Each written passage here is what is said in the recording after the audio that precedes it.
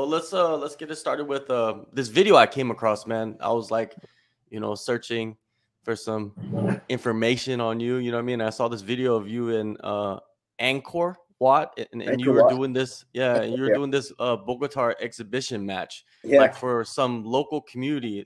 It seemed like. Yep. Talk about that experience, man, because I think that is phenomenal right there. Um, yeah, man. This is one of the things that I love doing. My favorite thing, is traveling, fighting, and cooking. You know what I'm saying? But one of a cool experience I had. One of my friend Dean Rosenwald. He's he's one of my best friends. One of my travel buddies. I've been all over the world with him: Thailand, Cambodia, Bali, like all over the planet. And he's a huge martial artist fan. He even fought in Thailand and won. So it's been pretty cool. I went and cornered him in Thailand when he fought. And he's really into it, so he's finding all the coolest places.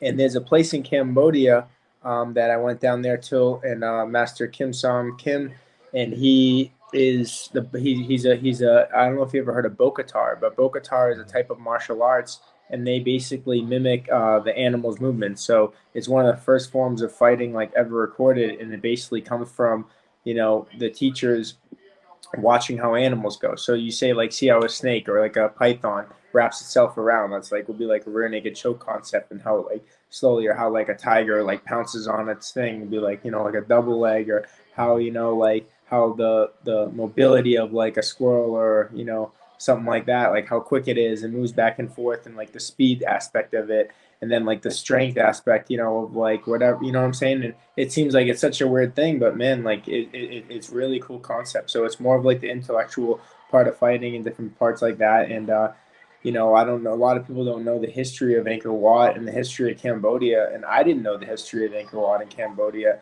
but it was a lot of genocide and a lot of people were killed there. And my coach, Master Kim Sung Kim, he he was one of the guys that survived the genocide of Cambodia. And like when I went to his dojo and we went down there in Cambodia, like he had a little place, and I kind of asked him like, if like this is what you've done your whole life, like where are your students? And this was like how I kind of learned about it. He's like, they die. And I was like, what do you mean they died? Like what happened to the students? And it was, I mean, then he told me the whole history of the mass genocide of Cambodia.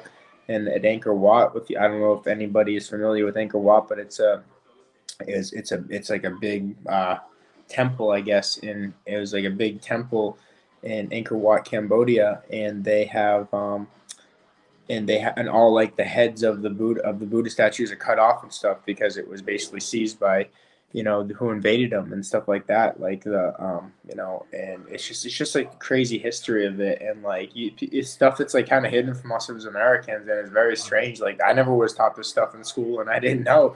And it's just crazy that has happened in the 1970s, like when what I'm saying, it was before I was born, but my parents were alive, and and part of my parents were my age. And it's just I just think it's pretty crazy. But anyways, what happened with the fight is I was able to visit there. They honored me, and they're big into martial arts. They're big into ceremonies, and they still have a big passion for martial arts there. And they basically had me come, and I did an exhibition bout. You know what I'm saying? So I just went there, and we were the first Americans ever to fight at Angkor Wat in Cambodia, and we put on a show for all the onlookers, and it was pretty cool. I was still signed to the UFC, obviously, but it was kind of cool because that was like right after my neck injury, and like I haven't had any real competition or bout or fight, and it just was like kind of like that adrenaline rush and that feeling of like a fight without having to fight against a UFC fighter. You know what I'm saying? So I was able to do it, get the nerves out of it, and kind of make history, and put on a show, and just for the people there, because they're super grateful. Not a lot of them have a lot of money or a lot of things, but they were just super grateful to have me there, and I was super grateful to be part of it. It's just such a different world compared to where we live here in like America. It was pretty amazing experience. So. Yeah, without a doubt, it's history, man. Bokator, it sounds like it's mixed martial arts before mixed martial arts would even existed. 100%. There was nothing that they were like, oh, don't do that, don't do that. And that's the best thing I like about it, is because like in some martial arts, they're like, oh, you can't do this, you can't do that. But the best concept they have is it's everything. It's every single movement, every type of thing that has ever been done, every animal that's ever used something to kill another animal, or a defense mechanism like a turtle shells up, like when you get your guard. Like there's so many different concepts in it. It's so amazing, and it makes perfect sense. Like how else would somebody learn how to fight? But you watch the animals, you watch what they do, and you mimic them, and you come up with moves because they didn't have people teaching them. Now we have, like, learn everything from Royce Gracie. We learn jiu-jitsu from Brazil. We learn this from everywhere. Muay Thai, and like it's this YouTube. You can watch everything. But back then they didn't have TVs. They didn't have phones. Like how did they learn? They learned from watching what the animals do, and building upon the knowledge. And it was really cool to be part of it. And like my little brother, he stayed there even longer than me. My little brother Lucas Rosa. So from fighting in the jungle to fighting in the caves, man. Your last fight, you took on TJ Brown on days' notice. I think you got the call on Wednesday night. You weighed in on Friday and fought on Saturday. Take us through the roller coaster ride. Yeah, that's exactly what happened, man. I was literally sitting on my couch right over there watching fights. It was Wednesday night. I was watching TV. I remember I was sitting there, and I got a call from Jason House, manager from Iridium Sports. He goes, "Hey, Charles, I know you've been asking to fight, and I'm sure you wanted." I actually initially told him a couple days before that I was going to fight Ilya Tapora on 10 days' notice. But 10 days is different than 2 days. I was like, yeah, I'll fight him. Let's go. I got 10 days. I can make the weight, no problem. Let's run it. Like, I was so excited. He's like, we'll get you a new UFC contract. I get to fight a top guy. If I take him out, I'm right back to where I want to be, top of the rankings. So I accept the fight. I'm scheduled to fight Ilya Tapora for 2 days, start kind of getting ready. So I kind of got like a little bit of a jump start as far as like, in my head, like I'm going to be fighting. I started dieting. And then I got a call. Actually, it was like 12 hours later, actually, next time I think about it, because it was in the morning. And then I got the call, and they're like, your fight. He's like, Charles, what are you doing right now? I'm like, dude, I'm freaking sitting here on my couch drinking water, getting ready to fight. I mean, it's like 11 o'clock at night. What's up? I'm like, gonna go to bed. He's like, man, we got another opportunity. Like, instead of the Ilya Tapora fight, he's not fighting anymore. We gotta fight in 2 days. You want to fight TJ Brown? His opponent just backed out. They need somebody. You want to fly to Vegas? We'll get you a new contract. I know it's not ideal, but I think it'll be a good opportunity for you. And I go, all right, let's run it. Let's do it. I go, so let's go. So what do I got to do? He goes, I need you to go start packing bags right now. We're gonna get you on the first flight out from Las Vegas we're gonna get you in the first flight out from Miami to Las Vegas. I said, all right, let's go. So that's what I did. I went, packed my bags. I started rifling stuff in my bag, like obviously super stressed out, like calling my coaches like, hey, can you fly out tomorrow? Can you fly out tomorrow? And they're like, what? And then so, before I knew it, I was on a plane Thursday morning, flying to Las Vegas Thursday morning, and I was fighting, weighing in on Friday, fighting on Saturday night. And, I thought it was a good fight. Like I came out and won the third round. It kind of a slow start, but that's a little difference. I mean, if you take any fighter, you put him in there on 2 days notice, it's not going to be the same even if you give him a week. Like there was no strategy. I mean, the only thing I was really focused on, I didn't even really get to look at him before I was fighting him. Like which is fine. I mean, it's a fight. I'll fight him in a parking lot. I'll fight him like I'm going to fight in London at the O2 Arena. It doesn't make a difference for me. You're locked in there with one other guy. I'm going for the kill either way, so it doesn't matter where it is. But definitely I would like more time in preparation. And that's what I have here against Nathaniel Wood and fighting at the O2 Arena in London, July 23rd. So I'm excited for this next one. The result is not the result you wanted, but there's got to be a level of or a certain amount of growth from that experience. Was there for you? Yeah, no, absolutely. I mean, I learned something from every fight. Like the thing about me is like, I did have to change my strategy a little bit. Like I feel like if every fight I fought was a fight to the death, I would win every single fight. You can go back and watch every one of my fights. Nobody finishes me. Nobody puts me away. The only fight I've ever lost in my entire life by that I was technically like on paper finish was Shane Burgos. But I won the first 2 rounds of the fight. I saw the scorecards after the fight. I won the first 2 rounds. Third round, he hit me with a good shot. I stood back up and I was throwing punches at him on my feet, and the ref jumps in and separates us. I thought he was I don't know why he was separating us. And I look at him, like, what are you doing? And he's like, oh, the fight's over. I go, what? What are you talking about? I'm fighting. And he's like, I'm sorry. I thought you were rocked and hurt. I go, dude, like I'm on my feet. What are you doing? And he tried to like cover my mouth and make me stop talking because he knew he messed up. And I was devastated. It was a big change in my career, and I was really mad. I mean, I got fight at a night bonus, so I didn't lose out on too much money, but it's not about the money for me. I'm here to be the champion. I want to be the best, so that's what I'm doing. And like I said, so my strategy a little bit is, I'm able to hang in there with anybody. I fight. you know, and I'm good. But you know, I changed my strategy a little bit. I started training over at IHP, Institute for Human Performance, and working on my strength conditioning, my explosiveness, and my strength training. So like I feel like, you know, JC Santana, my coach, is like, Charles, you're fighting these fights like it's a marathon, like it's to the death. And these fights, even though you're trying to kill the guy, is only 15 minutes. It's not a 2 hour fight. So you're fighting these fights like a 2 hour fight. You have to fight like 15 minutes. You got to push as hard as you can. 15 minutes. You can be tired at the end. The fight's over. It doesn't matter. There's no fourth or fifth round. It doesn't happen. Like you're in there. And I was like, yeah, I wish I could fight a 5 round. He's like, that's not the reality. Until you're fighting for main event fights, that's not. You're fighting 3 round fights right now. 15 minutes, and you get 1 minute break in between. So that's what I've been working on. We've been doing circuits, like pushing really hard, 5 minutes, like as hard as I can, like air nine, you know, stairmaster the sprints, like everything I can do to, you know, shock my lungs. And man, I've been translating it a little bit into the cage. So I'm really excited to show, you know, the next level of what I got here and tap into something, a skill of strength that I never had before. How long have you been working with IHP? I started right after my last fight, literally like right after. I'm like, I got to make some changes, you know.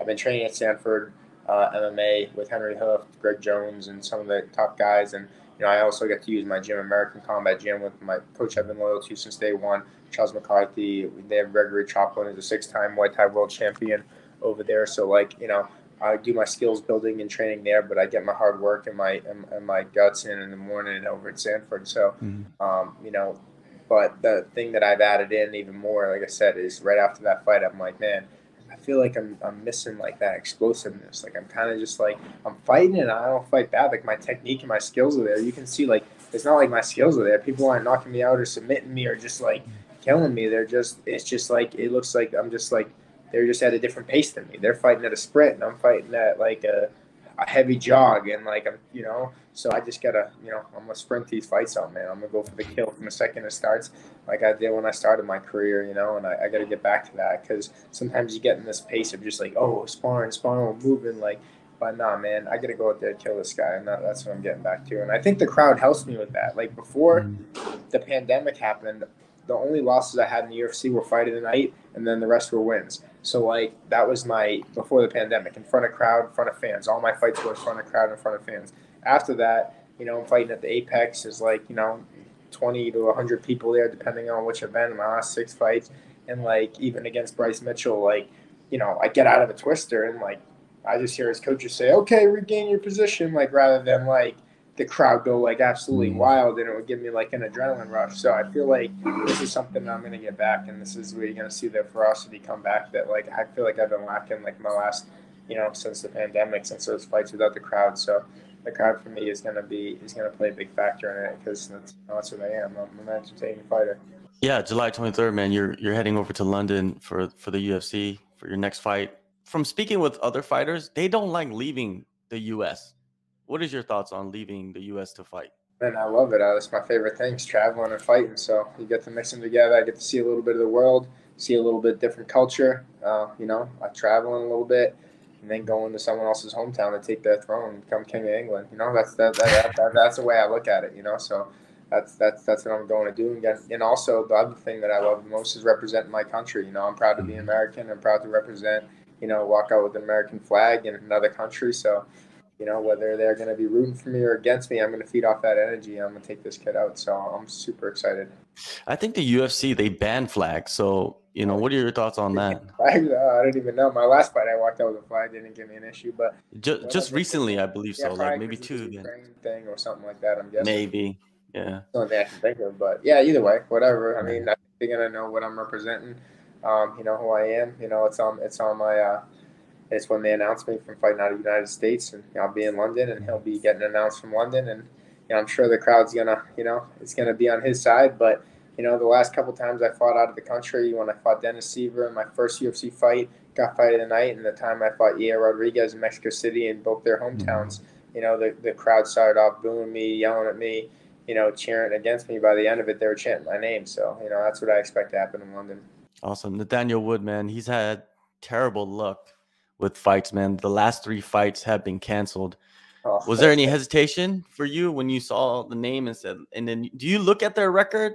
Like when you see the name, because I mean, I looked at his record. That's like what I looked at, and I saw that, you know, I don't know, saw the canceled bouts. I just figured because, you know, I mean, I don't know if it was his fault or not. So I don't know if it was injury or what. I don't know. You know, I know he hurt his hand and he had some hand injuries or something. So I don't know if he pulled out of the fight or if it's.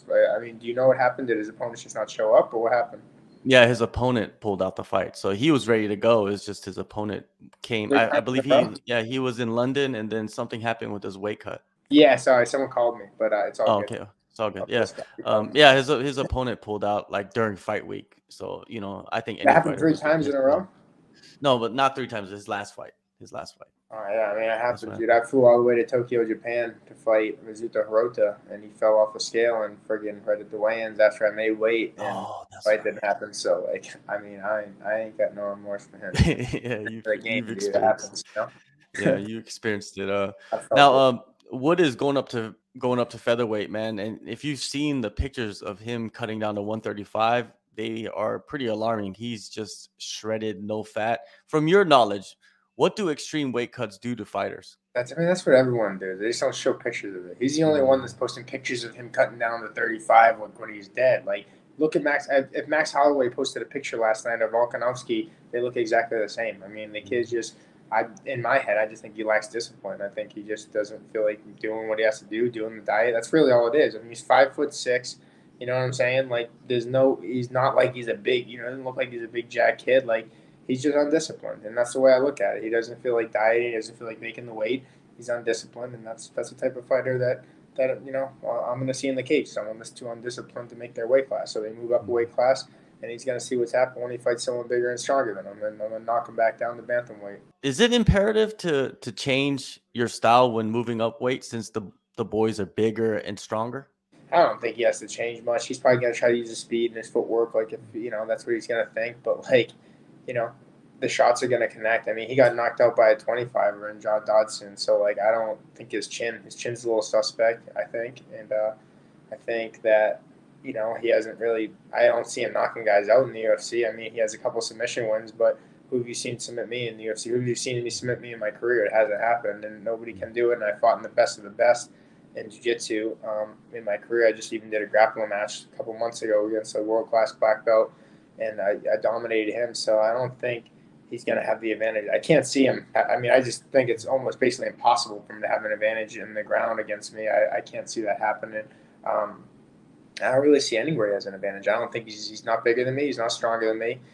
He doesn't have more power than me. He's not better jiu-jitsu. His wrestling is not any better. So, I mean, I think he's going to think that he has a speed and footwork advantage, but that's what I'm working on this camp. You know what I'm saying? This is my focus. So I want to be able to catch him, and I want to get my hands on him. Then he's dead meat. Training camp, man, preparing for a fight is grueling. It's demanding. It's one of the hardest things. It could, I think some people probably say it's the worst part of fighting is the training camp. Fighting is the fun part. What are the hardest days for you during camp? Uh, Man, it's nights like tonight, you know, like the nights that I'm supposed to like rest, you know, and like, cause usually like if I have a rest, like they tell me, oh, like, you know, I just got out of the gym, I trained all day, but you know, it's the end of the week, it's Friday, man. I trained twice a day, every single day this week, sparred twice this week. You know, been pushing it to the metal. You know, I must have gotten in at least 10 rounds with UFC level fighters. You got a couple, you know what I'm saying? Like, body's a little bit sore, everything, you know what I'm saying? And on top of it, when I go home, instead of going home and going to eat like a nice chicken parm dinner or going out with a girl and getting something nice, like, I gotta basically go home and eat some, you know, fish and vegetables and stuff like that. You know what I'm saying? Like stuff I made in my house. And it's just, you know, I love cooking and stuff, but it's not like you can put cheese on anything and nothing to make it taste good. So it's like, yeah, I mean that's the parts that's tough is the parts that like you know because part of my hobbies like one of my hobbies is like going out to dinner, eating, you know, like going to you know whatever, like going out to do fun stuff. I go you know to the casino, go to Hard Rock, or go like to a concert or something like just something that kind of fills my time. But man, that stuff all cuts off in camp, and you know it's a lot of discipline, and then also sacrifice a lot of my relationships. You know what I'm saying? Like I have a lot of people that want to hang out with me, want to do this, you know people want to hang out with, and I'm like, hey man, I'm in camp, or you know, right now all my family, I have 60 cousins up in New Hampshire and Boston area for the 4th of July. They got all you know all fireworks ready to go, barbecue. I'm like, hey Charles, you coming to the barbecue this year? I'm like, nah, I got business to take care of. So these are sacrifices I make. So this is the hardest part for me at training camp. You know what I'm saying? Like the sacrifices you got to make and some of the things you miss out on. But I think everybody's there to support me. You know what I'm saying? Like, I got Team Rosa, Rosa Nation got my back. All my cousins, they'll be rooting for me, you know, and they understand the reason I can't come up and be with the family. But, you know, after I get this W, you know, I'll get to take care of all that and I'll get to enjoy it. So it's really just bittersweet, you know. It's bitter the fact that you got to sacrifice so much, but it's sweet after you get that win and you get to celebrate after. So, you know, that's what I'm looking forward to after this W. With the sacrifices, you know, with the change that you made with IHP, you know, with the crowd back, you know, in the arena for this fight, what are you expecting from yourself against Nathaniel Wood? Man, I'm expecting an amazing performance. Like every time that I fight in front of a crowd, in front of fans, and you know, every fight I have. I mean, I don't think you watch any of my fights and you're like, oh, that was boring. Like, I can't remember one fight that anyone has ever told me, hey, that was an amazing fight, win, lose, or draw. Like, nobody's, you know, it's you know, I'm a fan favorite. I fight my ass off. You know, of course, my strategy now has to change a little bit, so I'm not, you know, winning one, losing one, getting back and forth, and you know, there's some things I had to change about it, but that's what I did. You know, I'm a smart fighter, and I changed a couple of those things and worked on them, and you know, it's pretty cool that like the one thing I haven't tapped into is my skill of strength, and then finally the one thing I tap into, I get to fight a little smaller guy that's coming up weight class. So it's like I'm strongest and best I've ever been in my whole life and my career, and you know, I get this little man coming up weight class, so I can't wait to knock him back down. What do you want to do for the rest of the year, though, Charles? Like, there's still some time left. Oh man, I don't know. There's rumors going around that the UFC Boston's coming back in October, Yeah. so I feel like timing is gonna work out perfect. Like I go out there, knock out Nathaniel Wood, become King of England, come back home with the throne, and you know, come back home and then be able to go defend my title back in Boston, and defend my record of most all-time wins above Conor McGregor for the get my fourth win at the TD Garden in Boston, and then after that I'm looking at main events and 5-round fights right where I want to be. So it just takes it's crazy because like you look at some of the guys that motivate me, and even if they didn't do it, I still would try to do it. But the fact that it's been done, like you look at Charles Oliveira, like his first 15, 16 fights, win one, lose one, win one, lose two, win one. Like in the UFC, he's back and forth, back and forth. And look at him now; he's one of the greatest fighters. He's champion of the division. And you look at Brandon Moreno; first two fights gets cut, and comes back, he's champion of the division.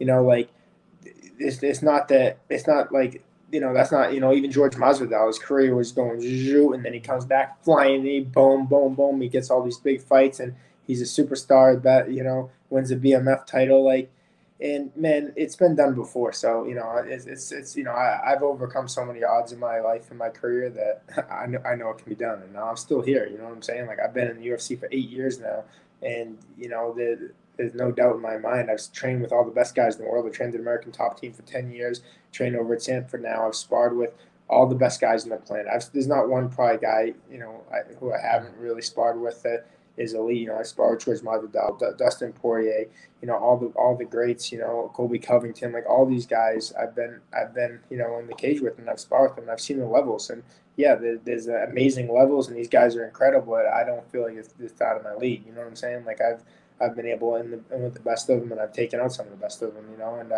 And I know my skill level. It's just sometimes it takes a little bit of luck too. You know what I'm saying? Like he is, that even, for example, that elbow I landed on Damon Jackson. Like, dude, he's on a 3 or 4 fight win streak in the UFC now. But man, I smashed him open. Like, and who knows? The doctor could have been like, "Oh, fight's over." The dude had 40 stitches on his forehead. Like, I mean, obviously, like the fight went on. I ended up losing a decision, and I was like, "What?" You know what I'm saying? But like, the fight could have easily been stopped. I get that win, and then I go on, and I just took out one of the top guys in the division, and then get another fight without the short notice. You know what I'm saying? I took the last one on 2 days' notice, and that wouldn't have happened if I came off a win because I wouldn't have been in that position.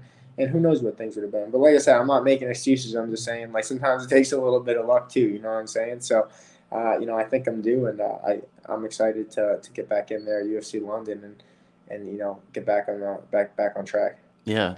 Yeah, it does. Sometimes it does take a little bit of luck. But one thing that fans should know is that you should never give up on a fighter. The fighters, No. sometimes you haven't seen the best of them yet. And sometimes it takes a little bit of time. So don't give up on them just yet. July 23rd, man, UFC London. Charles, thank you so much for the time. All the best. Man, appreciate you. Thank you so much.